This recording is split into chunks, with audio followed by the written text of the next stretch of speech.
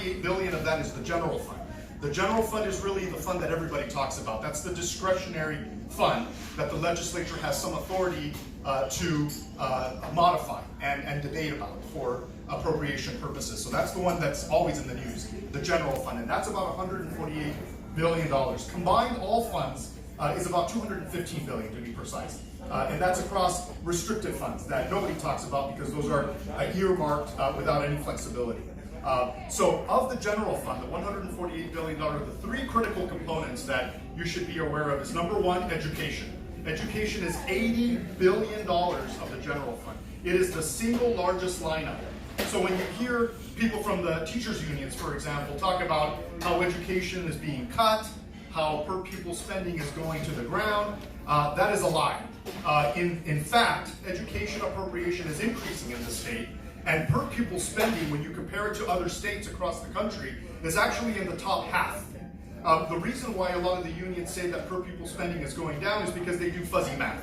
They basically fiddle with the appropriation and do this kind of purchasing power parity, and they decide that, well, it's more expensive to live in California, and so we should adjust the dollars in California and make them comparable. So it's basically fuzzy math. But if you look at just the raw dollars, we actually spend more on education than any other state in the country, and on a per pupil spending, we're in the top half.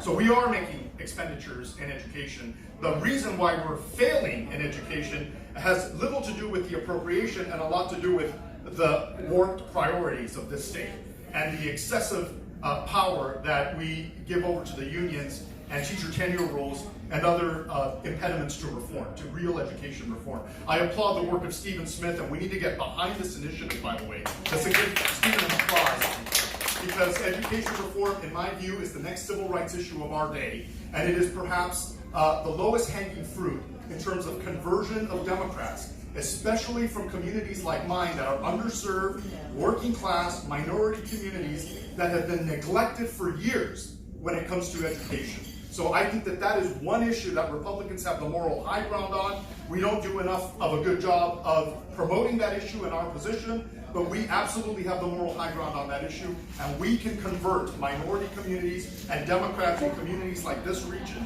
over to the Republican Party. I'm convinced of that if we do a better job. Other key components of the budget is healthcare. About $40 billion of the budget is healthcare, and most of that is Medicaid. Another warped program that has a lot of corruption. Study after study shows just how much money is wasted in the Medicaid program as managed in the state of California. We need to do a better job on overhauling the healthcare system. I've talked about reforming the incentive structure for healthcare, coming up with a health savings account, for example, and we can do that overnight by converting those that are participating in the Medicaid program so that they have a stake in the services that they're receiving and can price discriminate, which can create an economic condition for lowering the cost of production or the cost of services. That's really, really important for long-term healthcare reform. But that's another key area, $40 billion for healthcare. About $15 billion is for corrections. So that's another key component. All of these, by the way, are appropriations that are growing in excess of population growth in the state of California. So we are growing government out of proportion with population growth. That's a really critical early warning indicator to be mindful of. So another point that I'd like to make just on the expenditure side, the California Policy Center recently did a study a few years ago, very interesting, fascinating study that across all of the expenditure categories in the general fund, when you add them all together, about 85% of that actually goes to pay for salaries, benefits, and compensation for state employees and government employees. And that's a staggering amount. It'll become more relevant later in my talk when I talk about debt and the unfunded pension liability that is crippling the state. But it's because the expenditures on the front end bear a cost on the back end when we have to make retirement distributions. That's why we need to control the growth of expenditures as it relates to government workers and government employees. So be mindful of that statistic. 85% goes to pay salaries and benefits and compensation. Only 15% is more direct benefit to taxpayers in tangible ways. But indirect services is through government workers and compensation. Let's switch over to the revenue side. So in the budget that was approved, about $193 billion is coming from additional taxes and fees and basically revenue across all categories. $100 billion of that is personal income taxes. $100 billion of that. Now, a couple of points on the income tax. $2 billion of that is estimated to be incremental tax on taxpayers in California. I don't know how many of you enjoy paying more taxes or want to volunteer to pay even more, but the legislature seems to be under the impression that you guys want more taxes. So they've included $2 billion in incremental taxes this year. Some of it is the result of something that they call tax conformity. So you'll recall that our president recently initiated tax reform measures that by and large benefit most U.S. taxpayers. And so what the government in the state of California wants to do is basically neutralize that benefit. So they say good things are coming out of the White House. Well, they believe this, they don't say it. But good things are coming out of the White House, and what we want to do is neutralize that benefit on California taxpayers. And so we're going to screw the taxpayer in California so that they don't experience any of the incremental benefit coming out of reforms at the federal level. And so $2 billion of that is the direct result of tax reform in the state of California to neutralize the benefit coming from tax reform out of the White House. Another component, $300 million of it, is also another neutralizing example on healthcare. So you'll recall that President Trump did away with the Obamacare mandate for penalizing individuals that are not participating in Obamacare or don't otherwise have healthcare insurance. I mean, this is a forced fee on everybody that is not participating in what President Obama wanted individuals to do. And so President Trump gave us greater flexibility and freedom about our healthcare decisions. But now the state of California says that's a benefit that we cannot extend to California taxpayers. So now we're going to penalize those California taxpayers that are not participating in the medical exchanges. And so that's going to be another $300 million in additional revenue. Another $300 million is for the 911 emergency response system. So there's some additional revenue fundraising for that program. Altogether, when you add up all the revenue and compare it to all of the expenditure that I talked about a few moments ago, we end up with a surplus of about $21.5 billion. So that's the difference between the revenue and the expenditure. And it's at that point, when that number was revealed, that Governor Newsom basically celebrated. He partied up in Sacramento and said, we're doing great, we're in the black, we've never had it this great. But that's where he stopped. He did not talk about something that's underlying the reality, and that is the debt. This is the liability. If you're thinking about it from an accounting perspective, it's the balance sheet. So what we have with the budget is a fiscal year concept of revenue and expenditures, and that's it. That is what any discussion of budgetary surplus is limited to. It's just the current fiscal year intake and outtake, and that's it. But it has no visibility into the underlying debt of the state. And that's where I think we have a subterfuge. That's where I think we have a misleading perspective from the governor, is that he's not facing the truth about the underlying debt. In fact, of the budgetary surplus, that $21.5 billion, half of it went automatically to pay down some of the unfunded pension liability. So even the governor recognizes that we have a lot of debt that is out of control. But it is only a band-aid solution, I'm afraid. So only about $5 billion, I think, went directly to pay for the unfunded pension obligation. But our unfunded pension debt is a staggering $1 trillion. That's according to the Stanford University Economics Research Institute. They peg the amount of the unfunded obligation at $1 trillion. And what Governor Newsom did in trying to pay that down was appropriate about $5 billion from the surplus to pay that down. $5 billion out of $1 trillion.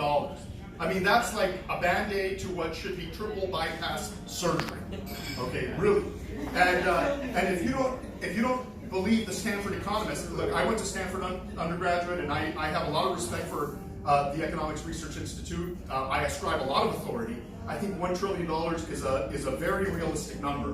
But if you don't take the word of the Stanford economists, go with what Citigroup Pension Liability Index monitors the size and growth of the pension unfunded liabilities across the country, and they peg the amount at closer to $700 million. But when you throw in the promised health care, we get over $1 trillion very, very easily. But the Stanford economists basically converge on a discount rate that is a lot closer to what we call the risk-free rate of return, which is, in my academic opinion, is a more realistic discount rate to use. So the point is that we have $1 trillion debt. When you add other debt that's on the books, we get closer to $1.3 trillion. Now here is the first risk that I want to identify for you.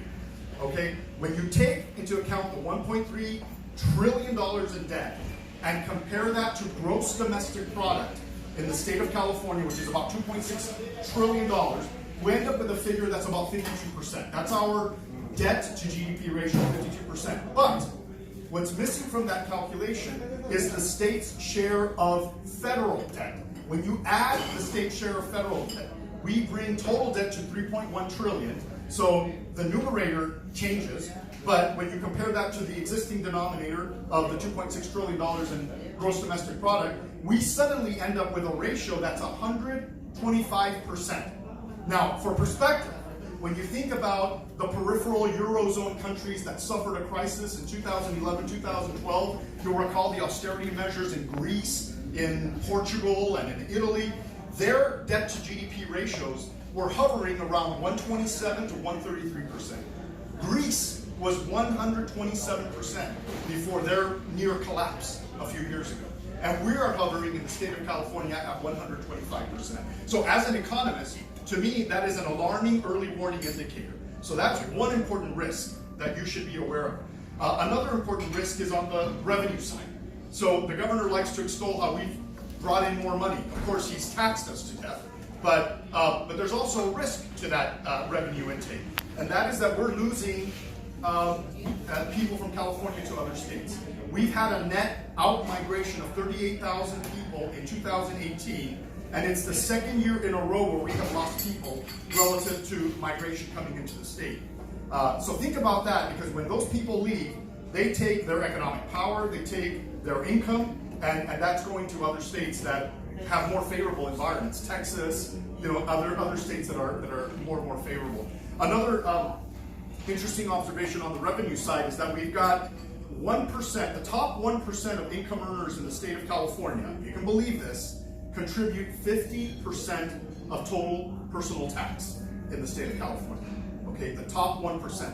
Now, with President Trump's tax reform measures a few years ago, we did away with the state and local tax deduction. And so what that means is that now it's a little bit less attractive for very wealthy people to reside in a high tax regime like California, because more of that money is not going to be deductible for federal tax purposes. I mean, I think it was an appropriate decision by the president to simplify the code, but the necessary consequence is that now it's unattractive to live in a high tax rate state like California. And so I calculate that even if we lose 10% of the top 1% of income earners, I mean, that's a very small amount. If 10% of those income earners say that it's no longer attractive to live in California, they're going to move to Nevada or Texas or other states and still have their vacation home in the state, we're going to lose $5 billion overnight. Just with 10% of the top income earners leaving the state of California, we forego $5 billion in personal income tax overnight. So the pressure to that debt to GDP ratio is on both numerator and denominator.